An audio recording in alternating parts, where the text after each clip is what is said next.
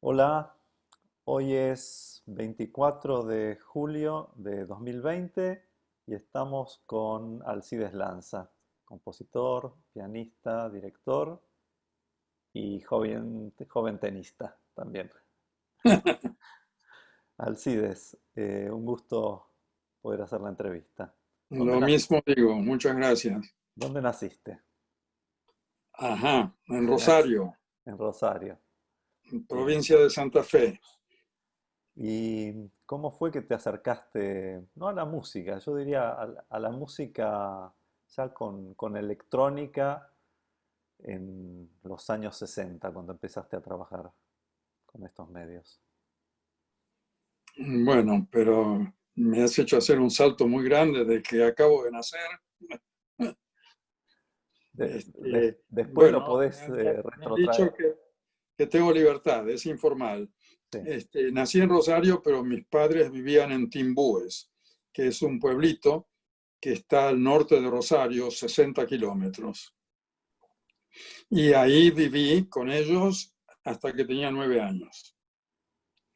Ahora, cuando yo tenía 4 años y medio, me enfermé, orinaba sangre, le dije a mi mamá, vino un médico de campo, se llamaba el doctor Simonetti, era 1933, yo tenía 4 años y no había antibióticos, nada de eso.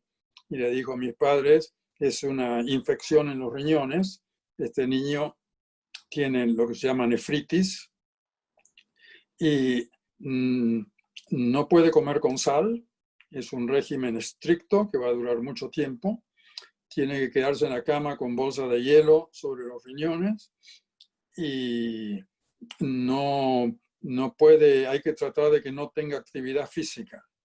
Entonces así fue pasando el tiempo, años, ya me quitaron las bolsas de hielo, yo había mejorado, pero mi hermano se iba en bicicleta a jugar al fútbol y yo tenía que quedar en casa. El resultado fue que desde los 5 años yo ya leía fácilmente y comencé a leer libros, que es un temario que aparece mucho en mis obras. Mi mamá era directora de escuela de párvulos y tenía una biblioteca eh, mm, bastante bien surtida en la escuelita esa, pero además mis padres tenían una pequeña biblioteca.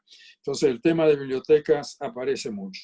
Otra cosa que sucedió, porque yo ya tenía 6 años, 7 años y no podía salir a hacer movimientos de tipo físico, trataban de entretenerme, me compraron acuarelas y empecé a dibujar, cosa que se mantuvo en toda mi vida.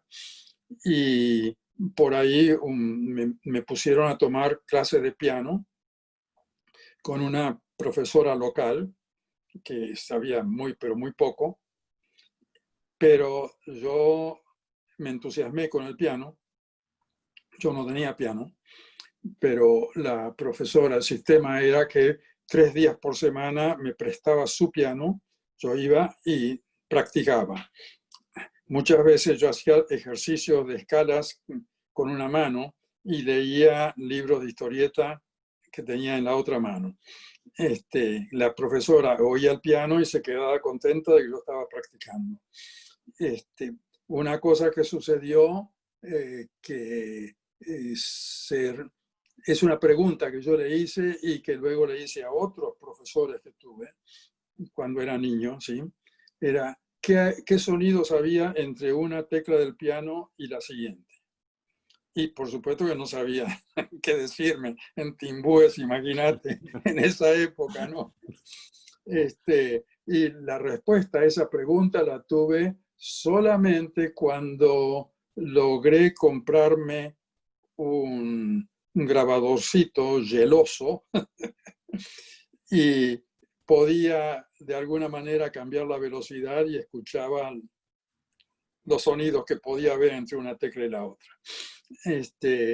Y luego acelerando, yo ya tenía 9 años, seguía en Timbúes, estaba muy entusiasmado con el piano, con progreso muy limitado por lo que te dije de la profesora, pero mi papá, que era un fumador empedernido, los cigarrillos negros 43 se llamaban, que él fumaba, venían con unos cupones. Y si uno juntaba, no sé, 4 cupones del mismo color, yo no sé qué sistema era, había un premio. Y resulta que mi papá, la familia era pobre, ganó lo que yo supongo que serían unos $4.000 hoy en día. Entonces pagó deudas, le preguntó a mi hermano qué quería y él pidió una bicicleta nueva y me preguntó a mí y le dije yo quiero tener mi piano. Y me compraron un piano de segunda mano y eso coincidió con que pasé a vivir 9 meses de cada año en Rosario, mi hermano también, viviendo con mi abuela y mi tío Belmiro Ayala Gauna, hermano de mi mamá, que se convirtió en un segundo padre y una influencia enorme en mí.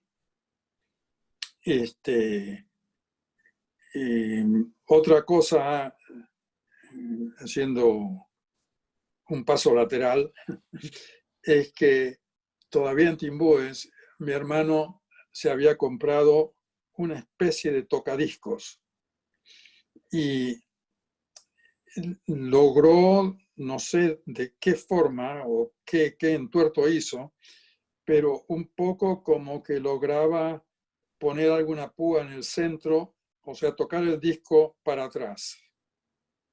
Y eso fue una especie de introducción a la música concreta para mí. ¿Te acordás cuándo fue más o menos? ¿Cuándo estamos hablando? Y eso fue en Timbúes, o sea que tiene que ser cuando yo tenía 8 años o algo así. Ahora O lo del, sea, digamos, sería en 1938 por ahí. claro, pero lo del geloso seguramente fue bastante después. El Geloso fue después, Sí. cuando yo ya vivía en Buenos Aires. Y, y de ahí, ¿cómo sigue todo hasta llegar Bueno, de ahí comienzan los estudios ya más en serio de piano, hasta que un profesor de una academia, Alessio se llamaba, una familia de músicos, Nicolás Alfredo Alessio era el que me enseñó mucho a mí, o sea, ya me encaminó desde los 12 años. La cuestión comenzó que un día él hacía audiciones de radio en colaboración con mi tío. Y un día vino a la casa donde nosotros vivíamos y a encontrarse con mi tío para preparar, qué sé yo, el programa de la semana siguiente. Y yo estaba tocando el piano. Entonces le preguntó a mi tío, ¿quién toca el piano? Me contó la historia. Y entonces vino, me hizo tocar algunas otras cosas y directamente casi como que le pidió a mi tío que me enviara a mí a estudiar con él, su papá, toda la familia. Y eso duró unos 3 años de estudios. Y fue él quien me enseñó armonía, contrapunto, fuga. O sea, me dio una especie de formación general en música, ¿no? Y yo ya tendría unos 15 años, llegué al concierto final de cada año de ese conservatorio privado, ¿no? Y yo tenía una participación importante. No sé qué obras toqué, pero entre ellas recuerdo los funerales de Liszt. Okay. Y después hubo una reunión, me llamó, estaba el padre, que era italiano, que era un cornista, y sus 2 hermanos, hermanos de Nicolás Alfredo, todos músicos, y todos ya haciendo composición, qué sé, una cosa muy, muy linda. Y me dijeron, mira, nosotros no te podemos enseñar nada más. Si querés seguir en la música, yo creo que creemos que debes hacerlo, tienes que buscarte otros profesores. Y ahí mi tío, que estaba muy bien conectado, encontró una forma de que yo tocara para un pianista ruso, Rubin Ehrlich, que vivía en Buenos Aires, Ujú. pero que venía cada 2 semanas a Rosario, donde tenía un grupo muy selecto de alumnos. Y toqué para él y me aceptó, pero me dice, mira, dice, el grupo de alumnos que yo tengo en Rosario está lleno, no puedo poner a nadie. Así que por un año, ¿por qué no te vas a estudiar con mi alumna preferida, que era Arminda Canteros, que fue la que hizo el disco de tangos de Maquia? Y fui, estudié con ella y con ella aprendí Bach, Mozart, Beethoven, todos los clásicos, incluso Debussy, ciertas obras que aprendí con ella que las sigo tocando hasta el día de hoy.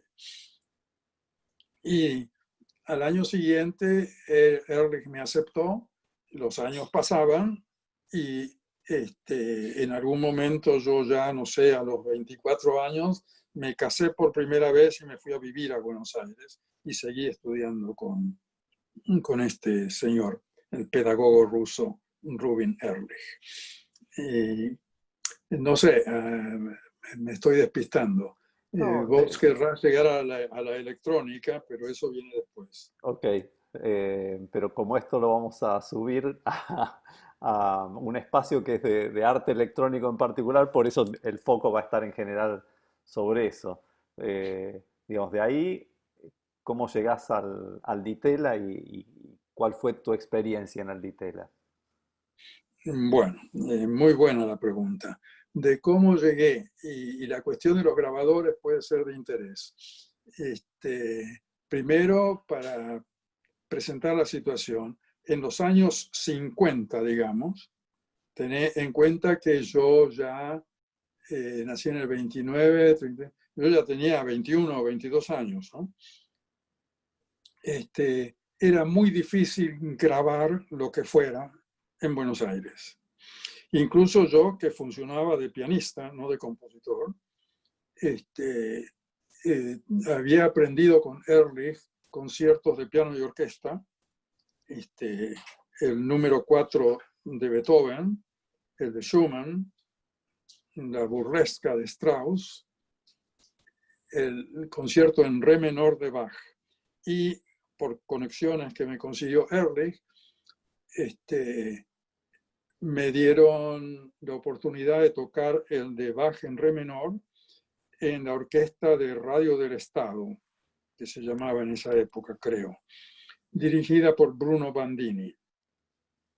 Y yo arreglé con un estudio de grabaciones que había en Corrientes y Esmeralda, pero te grababan en discos de pasta. Entonces ese concierto que dura 24 o 25 minutos me lo dieron en 3 discos de pasta. ¿Okay? ¿Comprendes? Y que cortaban de uno al otro en momentos inesperados. Y yo llegué a odiarlo. Incluso una vez, no lo tiré, pero tomé una tijera y le hice unos rayones, ¿no? Pero pasa mucho tiempo y volví a eso y me dio mucha pena que yo lo hubiera un poco arruinado. Y traté de limpiarlo con técnicas casi digitales y todavía lo tengo y lo puse en un CD. Bueno, entonces yo escribí una obra que vos estoy seguro que la conocés, que se llama Plectros, que todo el mundo lo llama Plectros 1 porque luego vino el 2, 3 y el 4, pero cuando escribí el primero, el Plectros, se llamaba Plectros. Okay. No sé si la recordás, es una obra para 2 pianistas y un piano. Sí. Y un pianista toca en el teclado y el otro pianista toca directamente en las cuerdas con baquetas y dedales.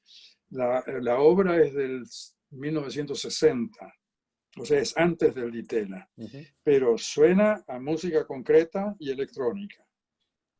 Y es además teatro musical, porque la escribí para mis amigos Gerardo Gandini y Armando Krieger, que tenían un dúo de pianos. Y creo que era el cumpleaños de Gandini. Entonces yo preparé esa obra como regalo de cumpleaños, pero puse ciertas cosas que son casi imposibles de ejecutar.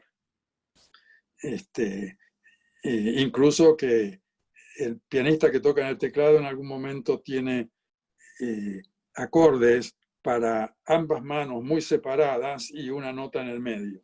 Pues hay que tocarla con la rodilla o con la nariz, no sé. Pero esa obra es singular, es casi ya música aleatoria, es música gráfica por la notación. Tuvo mucha suerte porque de alguna manera Gandini y Krieger lo convencieron a Ginastera que se estrenara en una conferencia de Ginastera. Y fue así, ellos la tocaron en la conferencia, Ginastera se entusiasmó con la obra y me consiguió editor. Y entonces todo se precipitaba, ¿no? Claro. Pero es una obra muy electrónica, sin electrónica, pero es muy electrónica. Hasta el día de hoy, si la escuchás, suena a concreto y electrónico. Y comienza mi interés por las grabaciones. Entonces, por ahí habré comprado el Geloso, que era malísimo. Creo que incluso tuve un Philips, también muy malo. Y la cuestión de que eran de cuarto de pista en lugar de media pista y eso. Pero acelerando, un buen día, todavía antes del Ditera, logré comprar de segunda mano un Grundig alemán de grabador de media banda, una única pista de media banda, o sea que podías luego dar vuelta el carrete y continuar grabando en la pista de abajo. Sí. Pero yo de inmediato me convierto en una especie de interés en experimentar. Como todavía tenía, creo que el Philips, que era medio estéreo, yo podía tocar lo que había grabado en el Grundig de ida y de vuelta, que podía escuchar solamente de ida en el Grundig o de vuelta, pero si lo tocaba en el Philips, si bien las cabezas no coincidían, yo lograba escuchar la música del otro canal tocada al revés. De acuerdo, claro. Exactamente. Esa fue casi como mi introducción. Y el Grundig tenía un muy buen micrófono. Sí, mi primer grabador también fue un Grundig. Con ese comencé a experimentar. Ah, vos también. Sí. Qué bueno. Era una máquina grande y bastante pesada. Y luego, eso debe haber sido, si la obra del Plectros fue del 62, yo habré comprado ya el Grundig en el 63, por ahí, que fue cuando comenzaba el Ditela. Claro. Para mi generación, 63 y 64. Y ahí viene una cosa también, y otro, escapándome por la cuestión lateral. Krieger y yo trabajábamos, en realidad yo trabajaba en el Colón como pianista acompañante del ballet y a veces de la ópera. Yo no sé si Krieger también tenía esa función, porque ahí pasaron varios. Yo lo reemplacé a Kagel, cuando Kagel se fue a Alemania. Y pasé a tomar la posición de él. Y estuve ahí varios años. También estaba Carlos Alsina, que se llamaba Carlos Roque Alsina, sí. Pero él duró poco ahí. Pero de todas maneras, si Krieger, pero él andaba por el Colón porque estábamos tomando clases de dirección de orquesta con Roberto Kinski, que era un director de orquesta que muy importante para el Colón de esa época, y nos aceptó de alumnos. Bueno, además, Krieger y yo, de alguna manera, logramos tener un programa de música experimental por radio municipal, que estaba en esa época alojada en el Teatro Colón, en la parte como de atrás del Teatro Colón. Y yo no sé qué año sería, pero es un poco antes del Ditela, porque incluso nuestra cortina musical tenía una de presentación del programa, tenía una de las obras de Penderecki de los años 60. O sea que sería el 61 o 62. Y el Ditela, como ya dije, empezó en el 63. Entonces, espera que ahí me despisté porque estoy hablando de la obra. Krieger seguramente, porque fue con Krieger, si recuerdo bien, que empezaste a hacer algunas experiencias de piano y electrónica. Claro, bueno, ahí viene lo inusitado del Ditela, es que la promoción que habían hecho, que iba a tener un laboratorio de electrónica, pero empieza el 63 y no había laboratorio. Entonces, todo el año 63 nos daban lecciones de electrónica, de electricidad, digamos, Sí. con un ingeniero Bozzarello, que además era muy mal maestro, ¿no? Pero Ok. no había laboratorio. ¿Mm? O sea que no había grabadoras ni había laboratorio, pero yo tenía el Grundig. Entonces empieza la historia increíble de que los primeros conciertos de Ditela se grabaron con mi Grundig. Sí. Es increíble. Y de las obras que éramos todos alumnos de Ginastera. Y había que hacer 2 obras por año. Una era fija. El profesor nos decía qué es lo que había que escribir. Y la otra era opcional. Y Krieger tenía la idea de hacer una obra con, momentito, el dúo de Gandini y Krieger se había convertido en el dúo Krieger-Lanza. Ok. No sé por qué motivo. Y ya estábamos haciendo conciertos y la conexión que el Plectros 1 me había dado por sugerencia de Ginastera, la publicación por Barry, que era el que había publicado las primeras obras de Ginastera, incluso la cantata para América Mágica.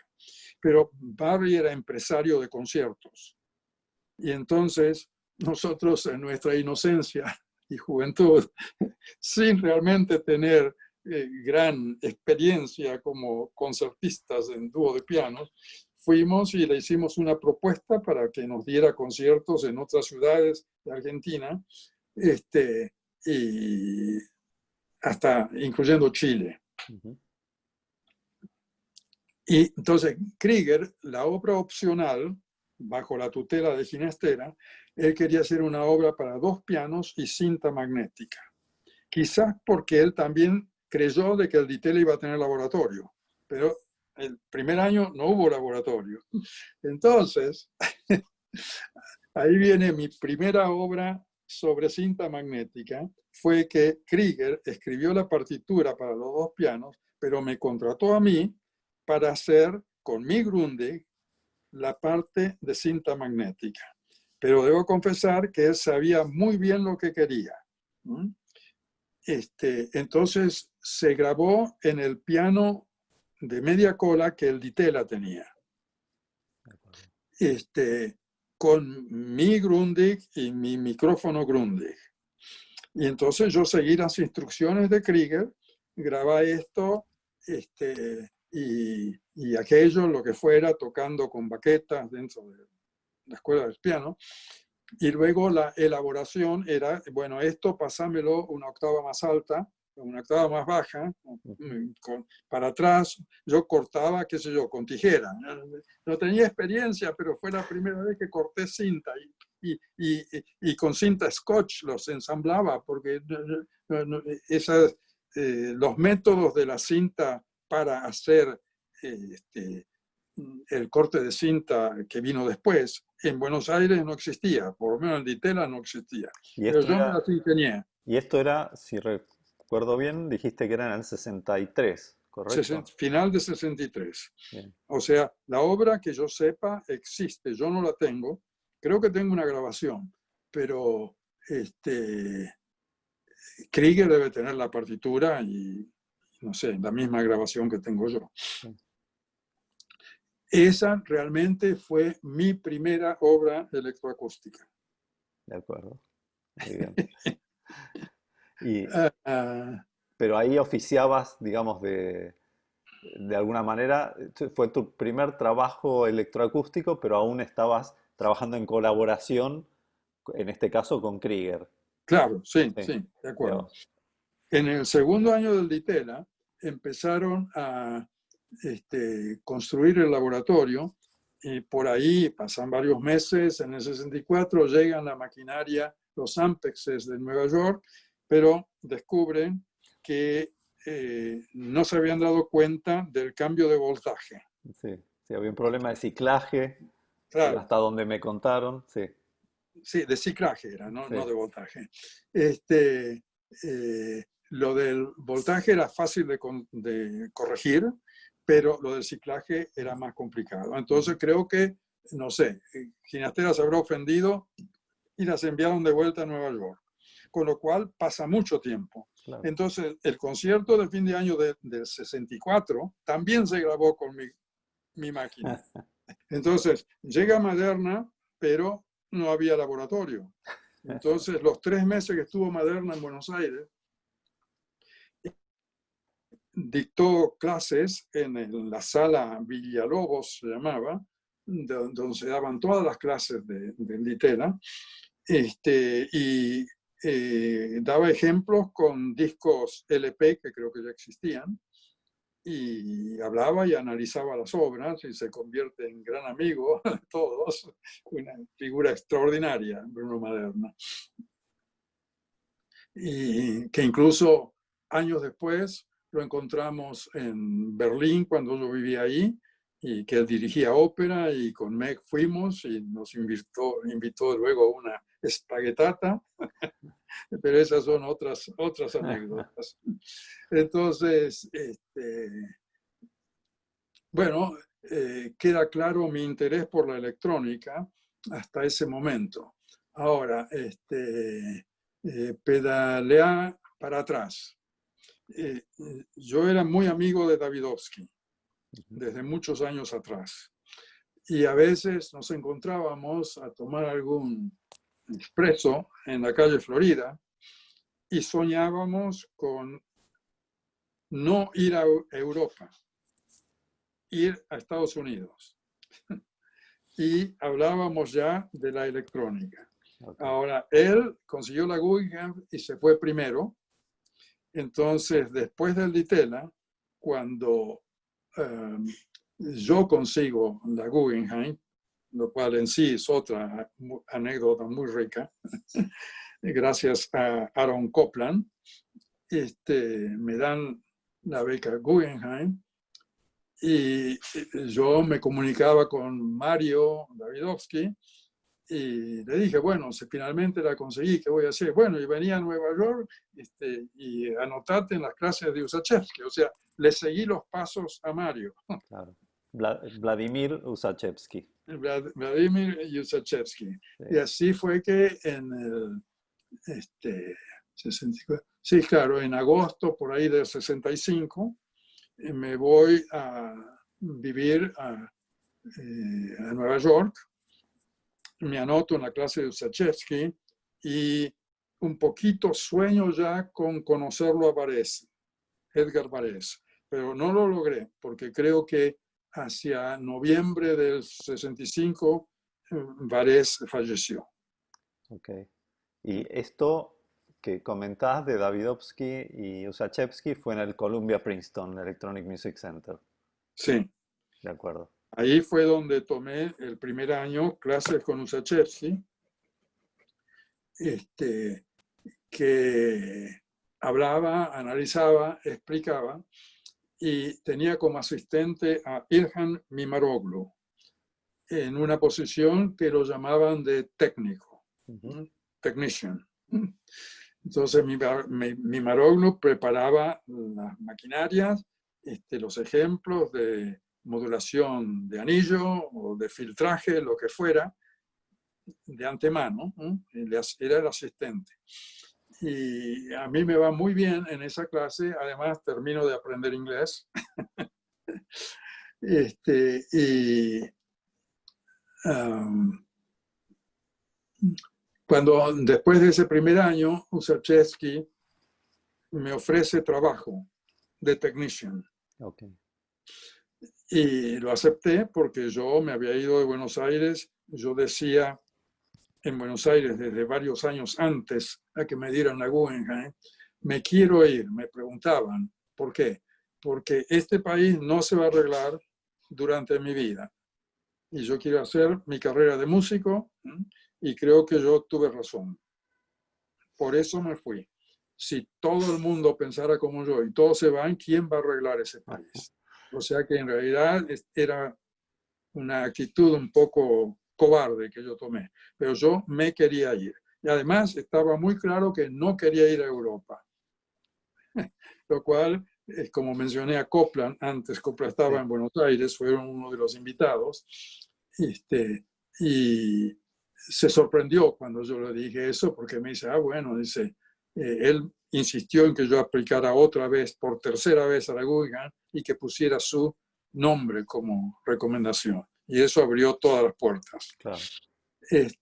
Y él me sigue, dice, bueno, entonces usted recibiera la Guggenheim, le recomiendo que vaya a París y que estudie con, ¿cómo se llamaba? Boulanger, la que Nadie. había, sí.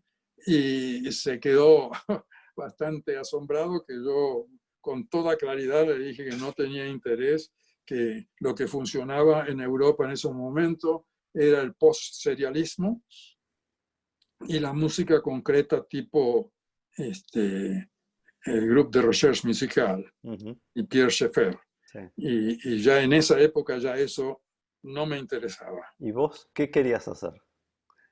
Quería hacer electrónica, porque en el programa de radio que mencioné antes, yo había llegado a conocer bastante otras cosas fuera de lo del Ditela. ¿Por qué? Krieger y yo no teníamos dinero para ir a comprar discos.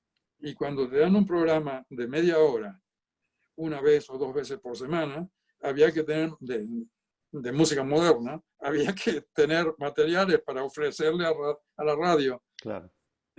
para que nos mantuviera y nos dieran algunos pesos nacionales.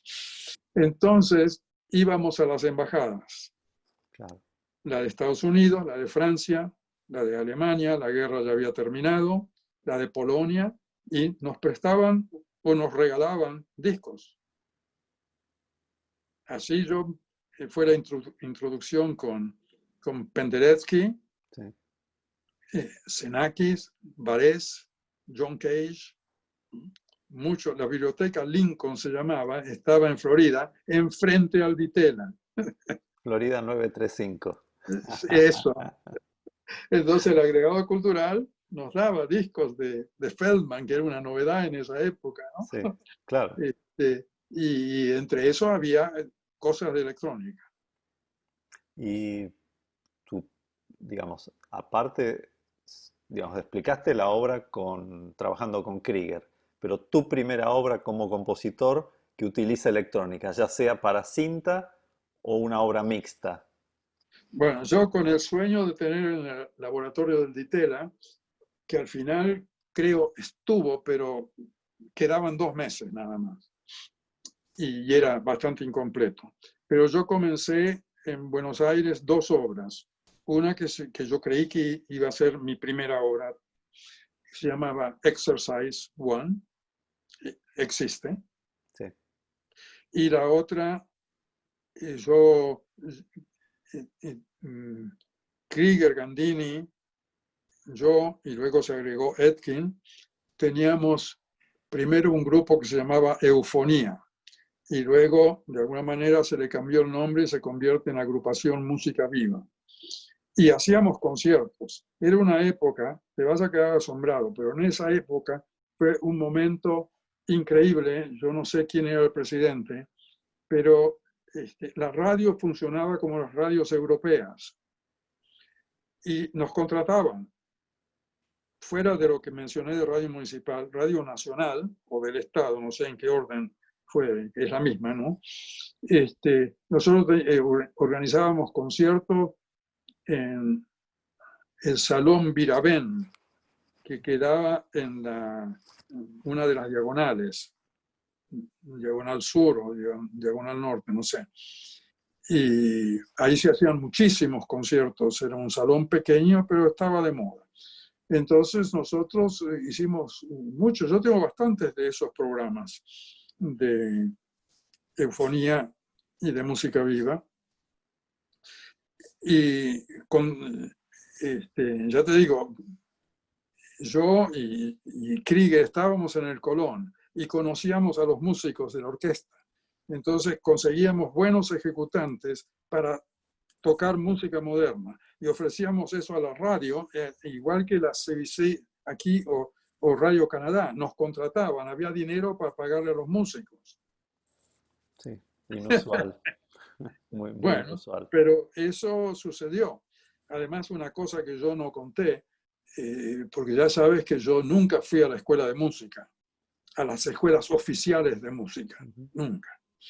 Este, mi, mi mamá, respondiendo a mis deseos de hacer más en música, averiguó que para la mejor escuela, le habían dicho, era la Escuela, no sé, Nacional de Música, la de Buenos Aires, que todavía existe. Sí. Y fue a preguntar y le dijeron que para entrar ahí había que tener título de bachiller o maestro. Y yo estaba estudiando la escuela secundaria en Rosario, se llamaba Escuela Industrial de la Nación, hoy en día tiene otro nombre, el edificio aún existe, que eran 6 años. 6 años de dibujo técnico. Ok. Los primeros 4 años eran comunes a todos los alumnos, pero para quinto y sexto había que elegir entre, momentito, no sé, construcción, electricidad y lo otro sería, no sé si lo llamaban mecánica. Ujú. Entonces yo pensé, en construcción hay que meter las manos con ladrillo y cemento, yo soy pianista, no me Claro. interesa. La otra, y ya me habían obligado a tomar 1 año, había que trabajar, la escuela industrial generaba su propia electricidad. Ok, Y entonces tenían dínamos y no sé, y motores diésel y mucha grasa y aceite y qué sé yo. Entonces elegí electricidad claro. por las manos del pianista. Está bien. Fíjate qué Sí, coincidencia, ¿no? sí, está muy bien. Este, bueno, ahí me despité otra vez. Encarrilame, ¿dónde estaba yo? Estábamos, en realidad esto se derivó porque nos estabas hablando del Exercise One y de cómo comenzaste vos como compositor a Claro, trabajar en obras muy bien, electrónicas. gracias, gracias. Ya estoy encarrilado. ¿Electrónica Entonces, pura o mixta? de los conciertos que hacíamos con Gandini y Krieger, muchas veces necesitamos percusión. Entonces andábamos muy amigos con los percusionistas de Buenos Aires y había uno que se llamaba Antonio Yepes, Claro. y me dijeron que escribir una obra para el conjunto de Yepes. Eso fue en el 64. Entonces yo empecé una obra por mi cuenta para 6 percusionistas y banda magnética, y no sé si la empecé a escribir la partitura o no, pero en el Ditela había comenzado la parte de banda magnética. No sé si esta obra, yo creo que no era parte de lo que Ginastera pedía. Le habré pedido permiso para usar el laboratorio, pero fuera de eso. Entonces, no la termino de ninguna manera, pero finaliza el Ditela, me voy a Nueva York y termino el Exercise One, que duraba inicialmente 4 minutos, pero luego lo extendí, pero esa es otra historia. Y me había hecho muy amiga, o sea, llega también el peruano Edgar Valcárcel, un gran amigo mío, que llega un poquito después que yo a Nueva York, también con la Guggenheim. Había estado en el Ditela y era muy energético Edgar Valcárcel. No sé si lo conociste o no. Sí, sí, fuimos muy amigos. Bueno, Sí, entonces había ciertas cosas que en Nueva York, sobre todo, donde él estaba solo, en Buenos Aires estaba con la mujer y 2 hijos, bebés, ¿no? Muy pequeños, pero en Nueva York estaba solo y se había hecho muy amigo de la compositora Gita Steiner, ujú, de la Juilliard, este, en otro momento energético de Edgar, un buen día, me dice, ¿por qué no vamos a Tanglewood? Y Ok. nos tomamos un ómnibus y nos fuimos a Tanglewood, así porque sí. Y del mismo modo, un día me dice, mira que el compositor que escuchamos la semana pasada, algún concierto, habíamos ido en Nueva York, Earl Brown, está dando una conferencia mañana. ¿Por qué no vamos? Es ahí en, no sé, en la Juilliard o en Lincoln Center. Y ahí fuimos. Y de ahí aparecen otras cosas que sucedieron con mi vida, Claro. casi gracias a Edgar. Entonces, back to la compositora Gita Steiner. Sí. Íbamos con Edgar y Gita muchas veces a conciertos. Entonces, yo no sé por qué, pero fuimos a la Manhattan School of Music, donde estaba Paul Price, que dirigía el conjunto de percusión que se llamaba Manhattan Percussion Ensemble, de esa misma escuela, y Gita lo conocía. Creo que ella había escrito obras para él. Entonces, Gita lo conocía y me dice, mira, vamos que te presento, te voy a presentar al final del concierto. Entonces voy, y como te imaginas, Paul Price me pregunta, y se ha escrito para el ensamble de percusión, y le conté la historia que acabo de contar, que tenía en mi cabeza, la obra estaba casi terminada, pero de hecho no. Y me dice, bueno, si usted finaliza esa obra, yo se la estreno el año próximo. Y entonces fui a los estudios de Columbia Princeton, terminé de hacer la parte de banda magnética, terminé de escribir la partitura y efectivamente él no solo la estrenó, sino que la tocó en varias ciudades de Estados Unidos. O sea, terminó bien esa historia. E Una cosa que, incluso muy recientemente, cerca de mis 90 años, aparece una conexión de un percusionista de una escuela en el norte del estado de Nueva York que se comienza a escribirme porque se había hecho amigo de otro percusionista que había estudiado conmigo y me dice, yo estuve en el estreno, participé en el estreno de su obra Interferencia 2. qué bueno. Una cosa que quería nombrar es que muchas de tus obras están, se pueden escuchar en el sitio de la Fundación Langlois, aquí en Montreal, donde está la colección de música electroacústica latinoamericana. Ahí hay como 80 o 90 de tus obras que están preservadas. Así que quienes escuchan esto y quieren después escuchar la música, está el link. Así que cuando publiquemos la entrevista también podemos poner el link para que sea más fácil ir siguiendo las conexiones y escuchar las obras. Muy bueno. Pero yo te quiero preguntar algo, porque cuando hablabas de la escuela secundaria y hablaste del tema del dibujo técnico, Sí, eso me parece que tiene bastante relación con tu forma de hacer las partituras, ¿no es cierto? efectivamente. ¿Querés contarnos un poquito?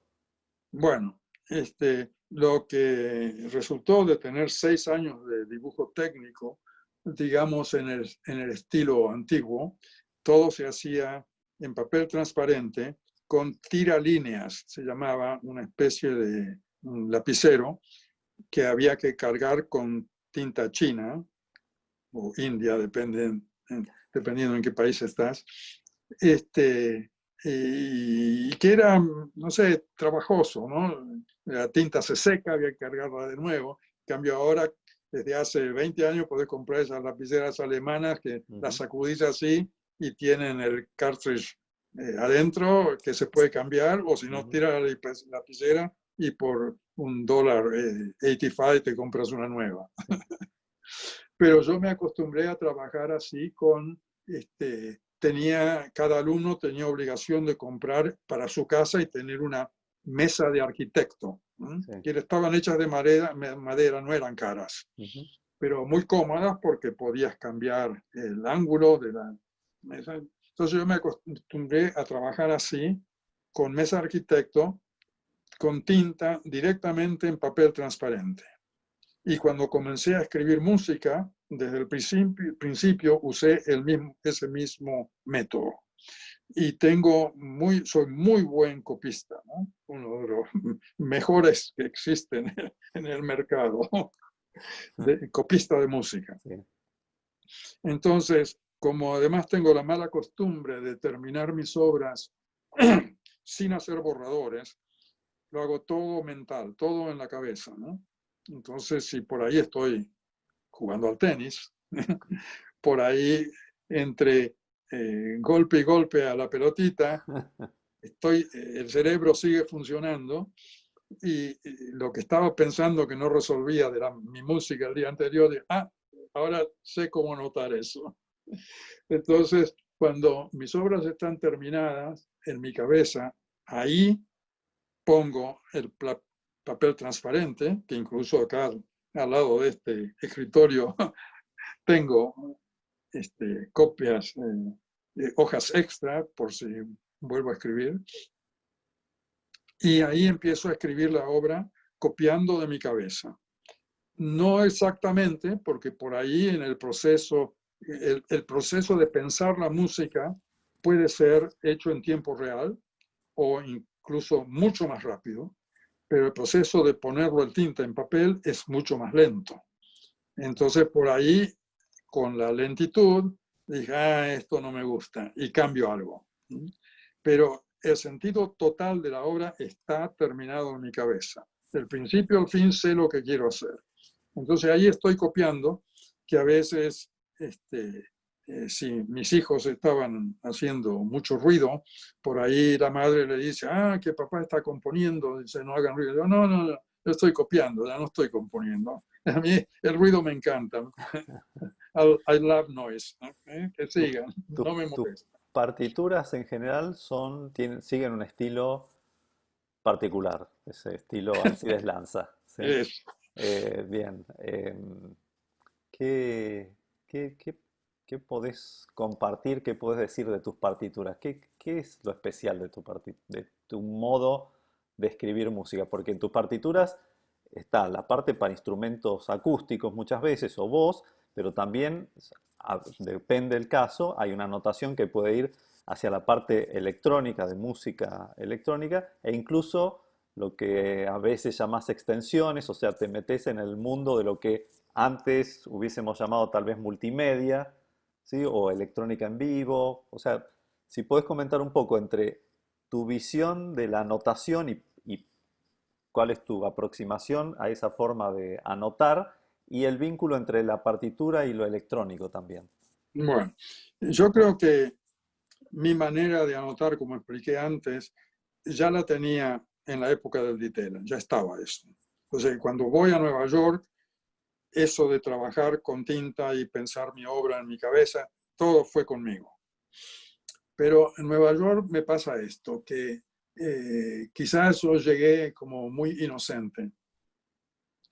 Y siguiendo los pasos de Davidovsky, él me introduce al grupo de música contemporánea de Columbia University, Ujú. a los conciertos que hacían, y quizás me presentó, tenían dos directores, Harvey Solberger, que además era flautista y compositor, y Charles Warren, pianista, director y compositor.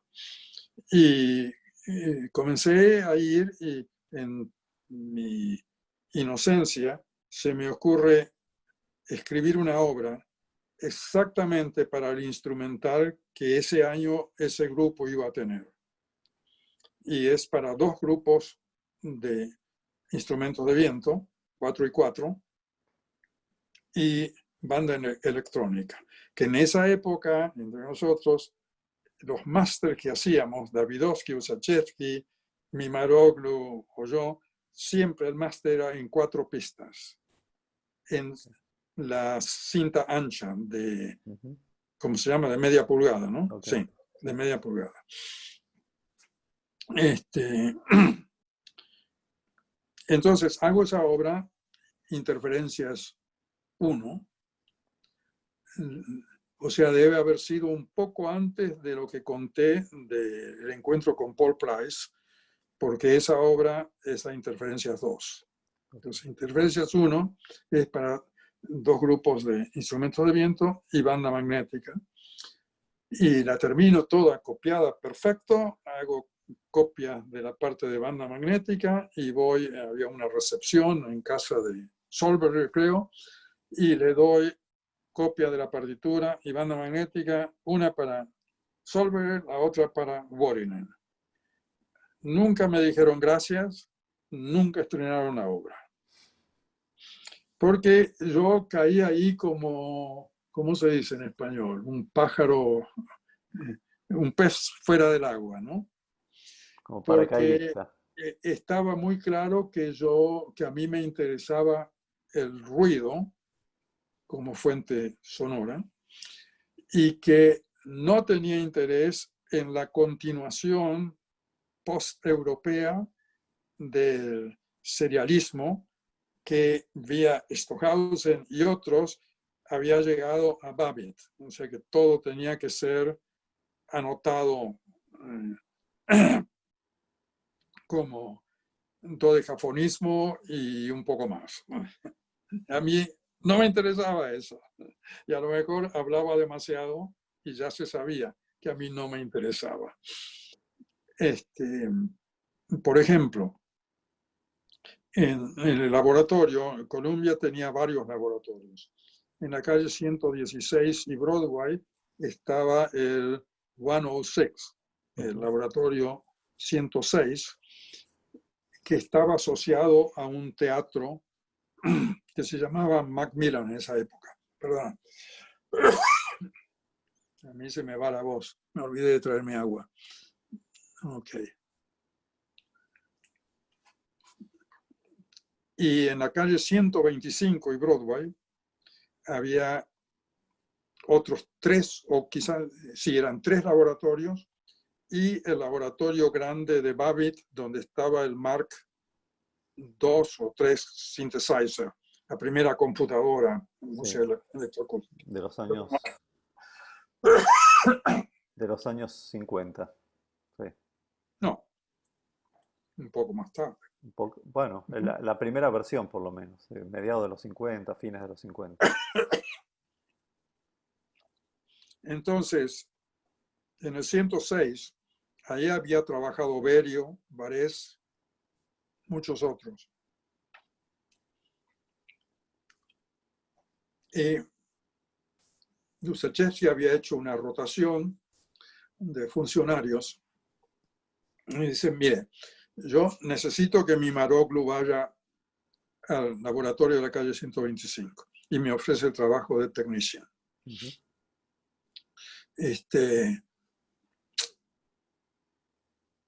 Ahora, después de un cierto tiempo en Nueva York, me doy cuenta de que los conciertos que a mí me interesaban estaban downtown. Cage, Brown, Feldman, que además a Cage yo ya lo conocía desde Buenos Aires o Río, no sé dónde nos habíamos encontrado. Y los conciertos uptown eran los de Colombia, que les interesaba el dodecafonismo.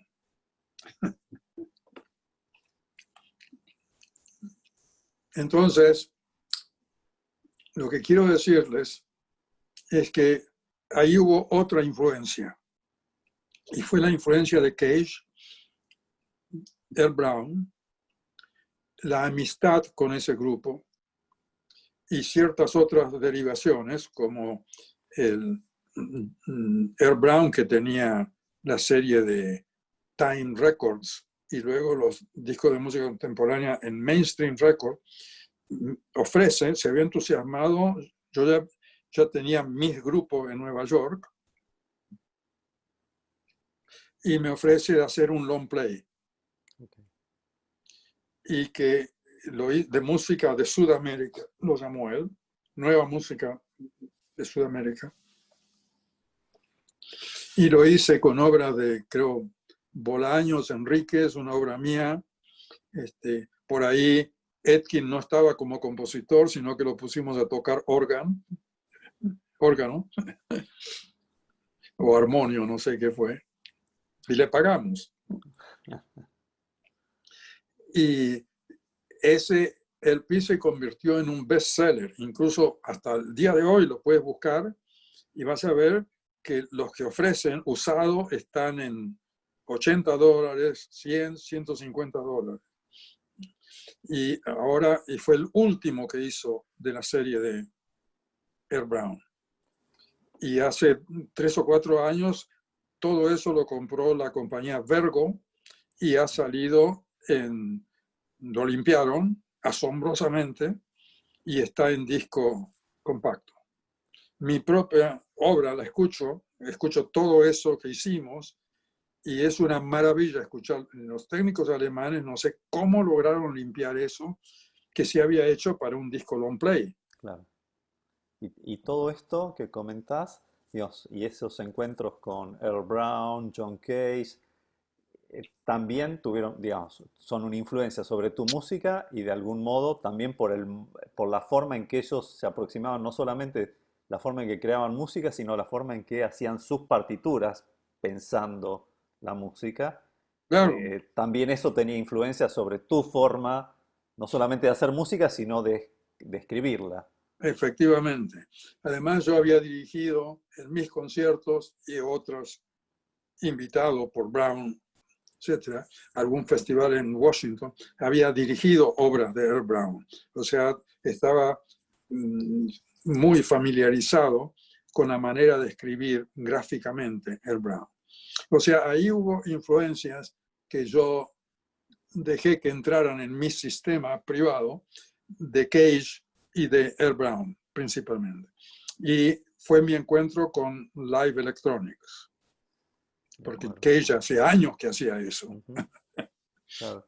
¿Querés comentar un poco sobre tu interés? Tenés muchas obras con Live Electronics. Entonces, ¿cómo surge ese interés? ¿Qué es lo que te interesa por un lado, estabas en ese momento estudiando en el Columbia Princeton Electronic Music Center y ahí todo era registrado, banda magnética, todos los sonidos analizados previamente, estudiados cuidadosamente, y bueno, y Live Electronics sabemos que tiene otra idea, otra aproximación. Entonces, ¿cómo es que saltás entre una cosa y la otra? Entre eso tan fijo, tan estructurado y la libertad, digamos, del Live Electronics. Bueno, nosotros en Buenos Aires con Gandini y Krieger en los conciertos que hacíamos, ya habíamos aprendido antes del Ditela nociones sobre aleatorismo, era el comienzo de conocer las obras de Xenakis. Había muchas otras influencias y estábamos aprendiendo incluso antes de llegar al Ditela. Entonces, yo, con la experiencia del Plectros 1 y la obra que hice para Krieger, yo me di cuenta que era un camino que valía la pena explorar, el de la electrónica. Y en Nueva York debo haber ido a muchos conciertos, festivales también que se hicieron, famosos festivales, y donde vi las cosas que hacía no solo Earl Brown, lo que hacía John Cage, Gordon Newman y el pianista David Tudor. Y muchas veces ahí, entre todo el entrevero, había mucho de lo que yo llamaba, o sigo llamando, live electronics. Me pareció que respondía a ciertas preguntas mías. Quizás la pregunta de dónde están los sonidos entre una tecla y la otra. Ujú, claro. Me pareció que venía bien. Era también la respuesta de por qué yo no quería ir a Europa. Acepté ese americanismo, ¿no? Sí.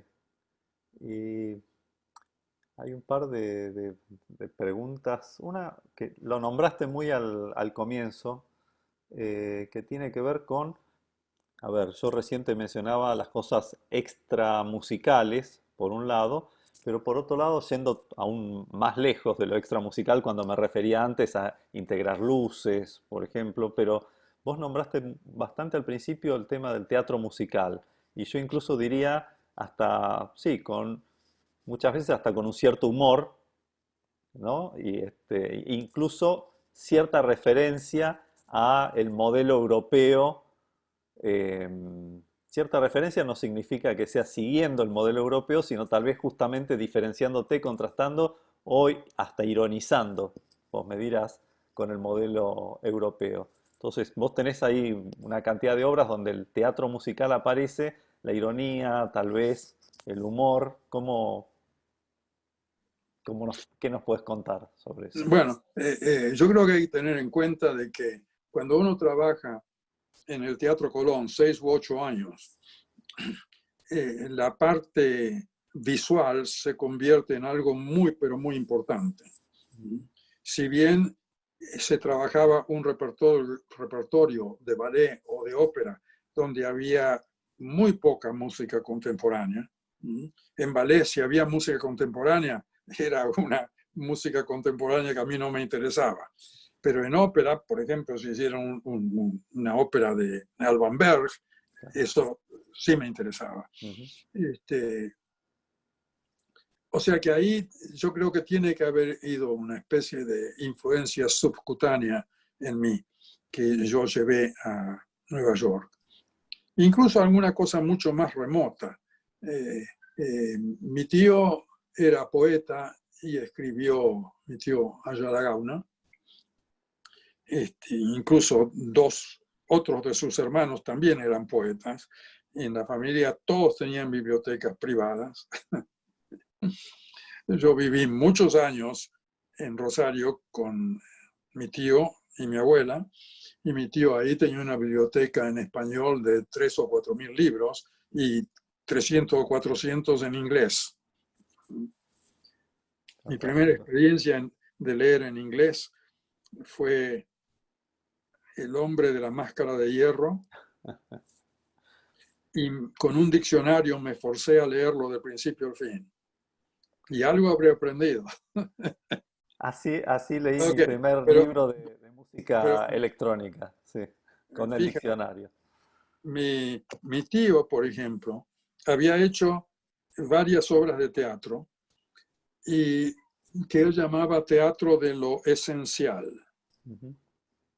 que era en realidad un teatro de marionetas, en el cual al actor uno nunca lo veía nada más que las manos, creo que eran con guantes blancos, la luz que iluminaba ese teatrito de marionetas y la voz de los actores.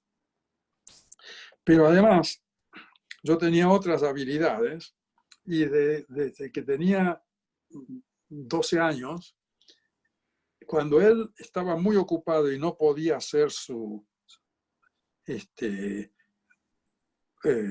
trabajo en la radio, se llamaba Media Hora en Vuestro Hogar, en Radio LT3 en Rosario. Ujú. Y entonces, en casa normalmente, cuando él vio que yo era muy bueno con la máquina de escribir, y muy prolijo además, comenzaba a decirme, bueno, prepara la audición para la semana siguiente. Y me decía, toma estos 2 poemas de este libro, los marcaba, este párrafo de este otro libro, qué sé yo, y yo le hacía todo. Y por ahí comienza a llegar que el día que él no podía ir a estar enfrente al micrófono, iba yo. Fíjate una influencia remota de la electrónica. Iba a la radio, al estudio de la radio, ya tendría 15 años, y me ponía a hablar frente al micrófono esos poemas de Media Hora en Vuestro Hogar. Entonces, una de las obras del Teatro de lo Esencial se llamaba ¿De qué color es la piel de Dios? Imagínate, Sí. ¿no? Todo eso, y además él era profesor de inglés. Yo nunca me enteré cuán bueno era su inglés, pero él era profesor de inglés en el Rosario English School. Okay. Imagínate todo eso y el respeto, que a mí me dejaban que siguiera mi propio camino. Nadie me dijo, no, eso está mal. Pues, por ejemplo, yo terminé la electrónica y le di el diploma a mi mamá y jamás lo he visto de nuevo ese diploma. Pero hice casi 2 años de arquitectura, que parecía que iba a ser mi futuro. Y dejé y le dije a mis padres y a mi tío que yo quería dedicarme nada más que a la música. Y me dejaron, yo tenía, ¿qué? 17, 18 años, y me permitieron hacer eso. O sea, era una influencia y una libertad fantástica. Yo le debo mucho a mi familia. Te voy a hacer una última pregunta, por lo menos para la entrevista de hoy, después vamos a seguir la serie. Pero con todo esto que vos vas contando y cómo repetiste varias veces el tema de las bibliotecas, ¿no? Y la influencia que eso tuvo en tu crecimiento, en tu formación, también yo escucho, por lo que conozco de tus obras, no son solamente, no hay obras.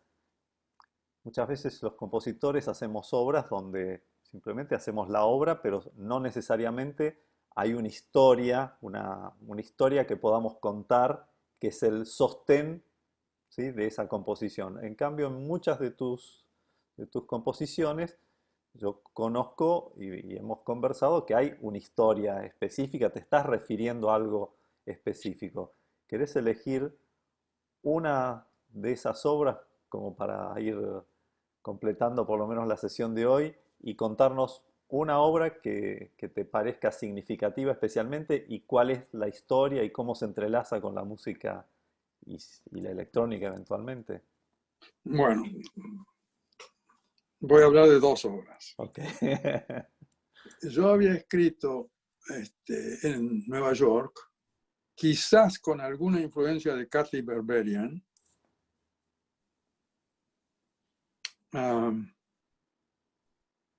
Kathy Berberian se acababa de divorciar de Luciano Berio, pero yo a Berio lo conocí porque cuando yo estaba en mi primer año en Nueva York y había terminado la primera versión del Exercise One, había un programa, me imagino que era en la radio de la universidad, pero te perdí la pista, eso no sé, en el cual invitaban a un compositor joven y a un compositor establecido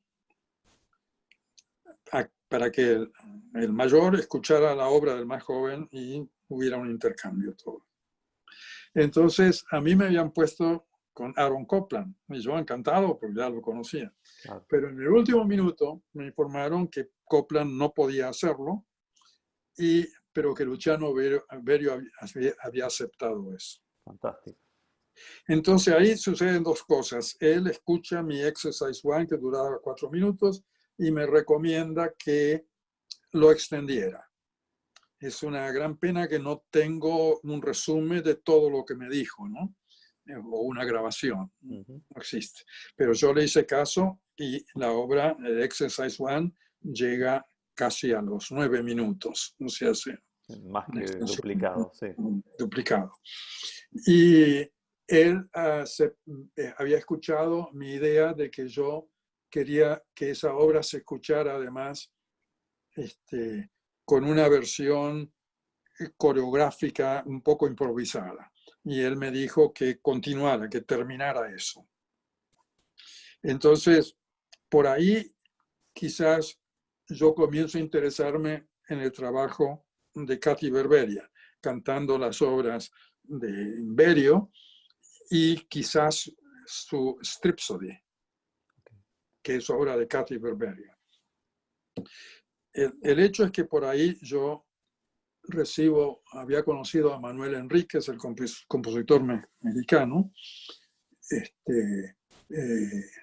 Perdón, otra cuestión lateral. Cuando me convierto en technician, muchos de los que en esos, no sé, 5 años que yo fui técnico ahí, venían de Latinoamérica. Algunos con becas grandes por Guggenheim, otros no, muchos hablando muy poco inglés. Entonces, casi todos los latinos terminaban en mis manos para que yo les enseñara electrónica. Claro. Y fueron muchos, ¿eh? Pero Manuel Enríquez había trabajado conmigo, éramos muy amigos, y un buen día me dice, mira, hay una cantante mexicana que está pasando unas semanas en Estados Unidos, quiere conocerte porque a lo mejor sale una comisión, qué sé yo. Entonces la conozco, tenía un nombre muy común como Margarita González, o no sé qué. Y entonces me dice que sí, que le interesaba la recomendación de Enríquez y que si yo escribía para ella, que me comisionaría, hasta arreglamos el precio y todo. Y yo le pregunté, le dije si sabía muy bien el tipo de música que yo estaba escribiendo en esa época. Me dio toda la libertad del mundo. Entonces yo escribo una obra que se llama Ekphonesis 2. Ekphonesis en griego significa algo así como hablar en alta voz, decir la verdad. Y es una obra que yo creo que le había dicho a la cantante, que yo quería hacer algo como un encuentro entre una diva que comienza su carrera y un maestro de canto mucho mayor, y que en una discusión que tienen pasan como revisan toda la historia del arte y de la música. Y me dijo que sí, que lo hiciera.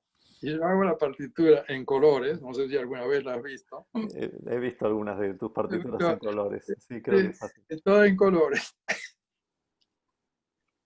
Y la obra va así toda gráfica, casi no hay ninguna nota en ninguna parte.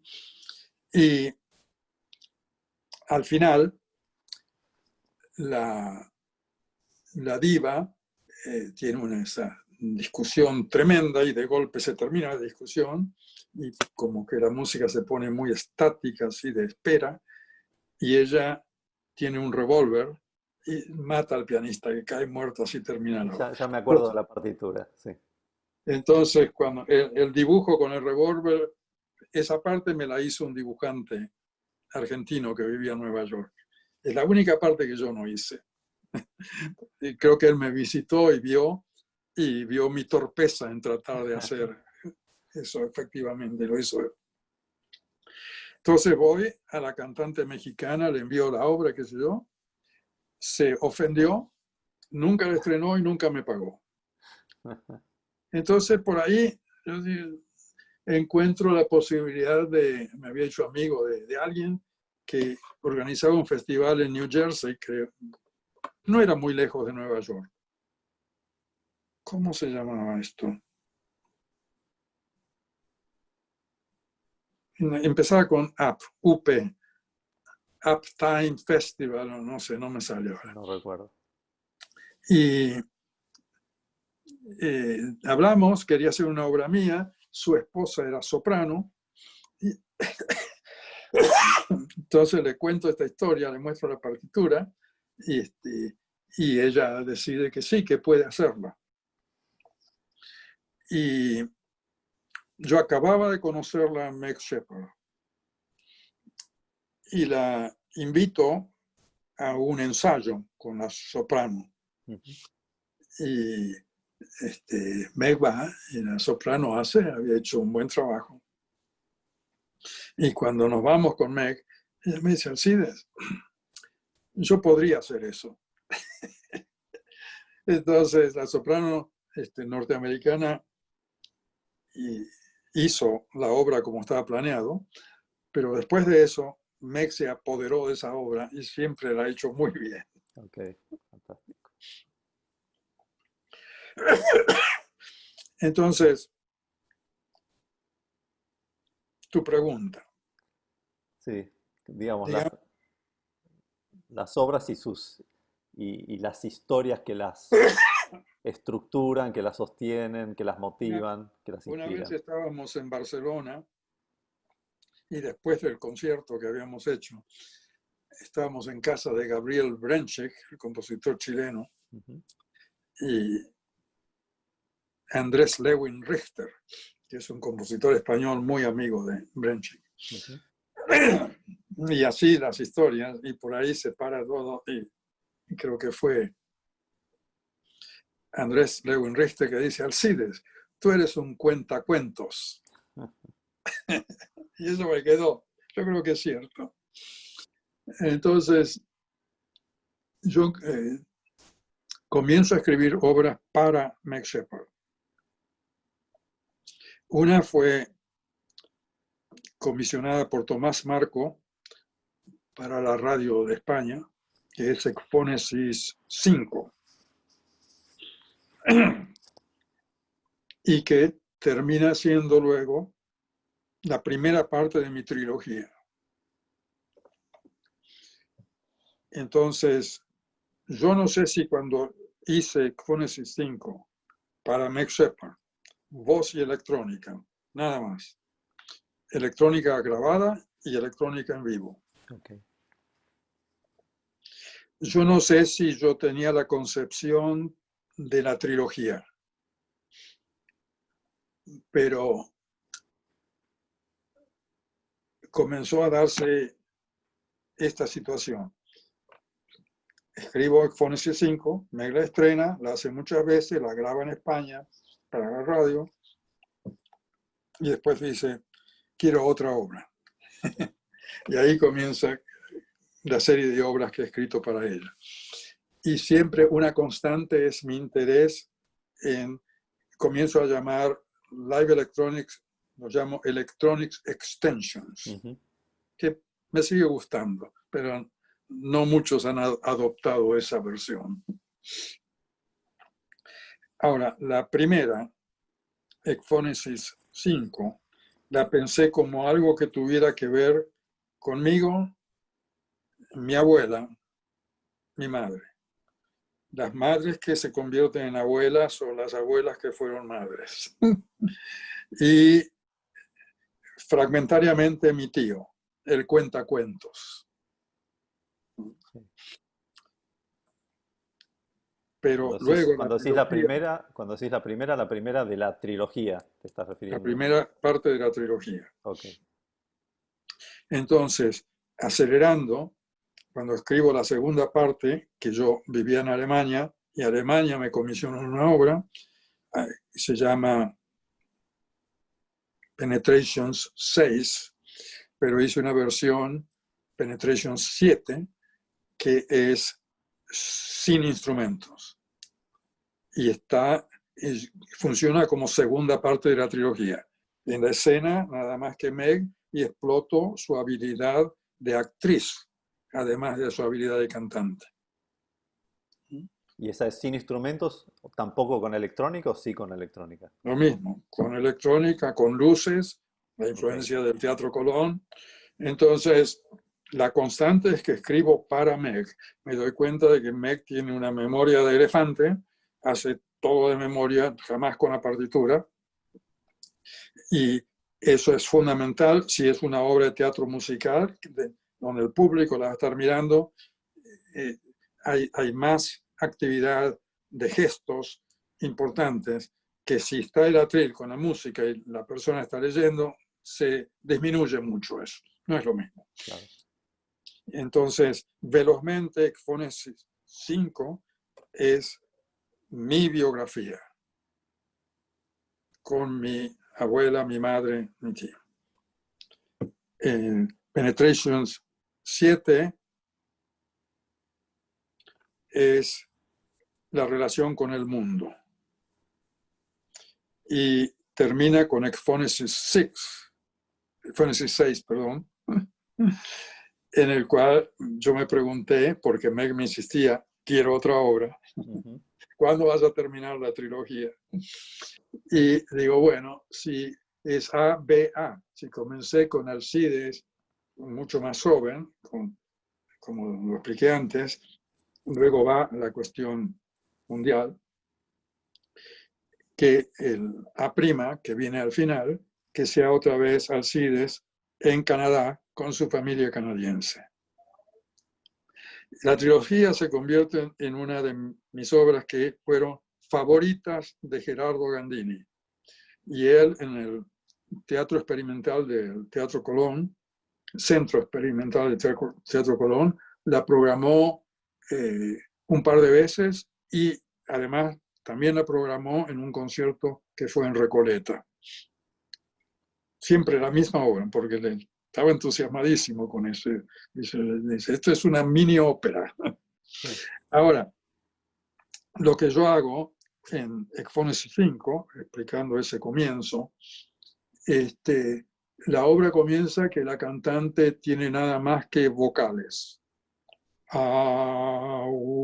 muy extendidas, que son las vocales de la palabra abuela. Y eso se reconstruye más tarde. Vienen cosas, por ejemplo, escribo o le pido a la cantante que diga bibliotex, pero está escrito con K al final. Y aparecen cosas como biblos, Okay. cosas, como dije antes, en mi familia casi todos tenían bibliotecas y además a los más jóvenes nos enseñaron a leer, yo leía muy temprano, también lo he dicho, ¿no? Entonces, es importante, ¿no? El Google de hoy, para mí, fueron las bibliotecas, Claro. que estaban tan cerca ahí, no tenía que salir, no tenía que vestirme y salir, ir a tomar otro libro, ¿no?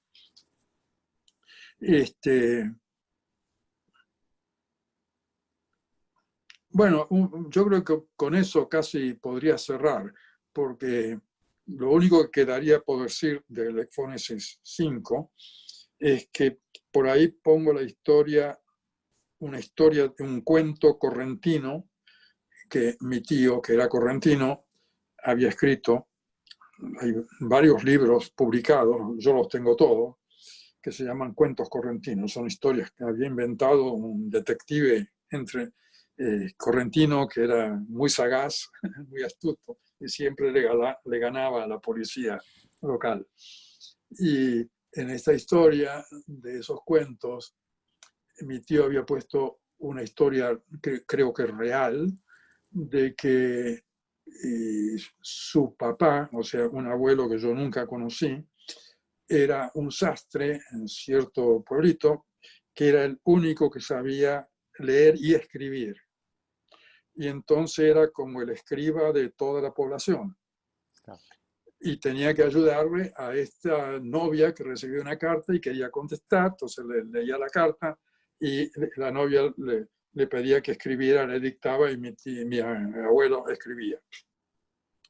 Pero el pequeño drama consiste en una señora muy vieja cuyo nieto estaba en el ejército y así la historia de las cartas, pero un día llega lo que era un telegrama Uh-huh.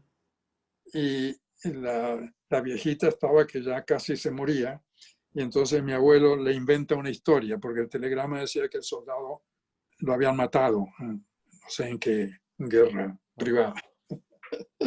Entonces yo integro todo eso y se desarrolla el Ekphonesis 5, que es el comienzo de la trilogía. Bien.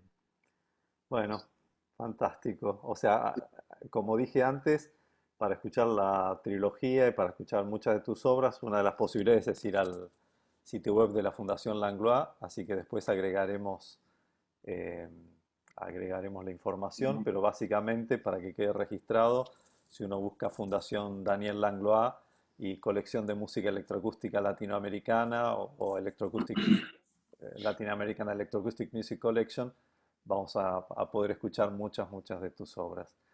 Bueno, la Gracias. trilogía podemos decir también que está grabada en disco, no tienen la parte visual, desgraciadamente, pero es una muy buena versión y toda la parte de Electronic Extensions queda congelada una vez que la has puesto fija, pero está muy bien, editada por nuestra propia editorial Sheran y todavía ese disco se vende muy fácil de encontrar. Trilogía, Alcides Lanza aparece directamente. Excelente. Bueno, Y tenemos que dejar la parte de explicar del Live Electronics Sí, que hago a mi manera para la próxima bueno, vez. hacemos otra sesión De acuerdo. pronto. Así que muchas gracias, Alcides. Ha sido muy, muy interesante y Gracias por la invitación. hasta la segunda etapa. Entonces, Ok, gracias. de acuerdo. Hasta Gracias. luego. Gracias. Hasta luego.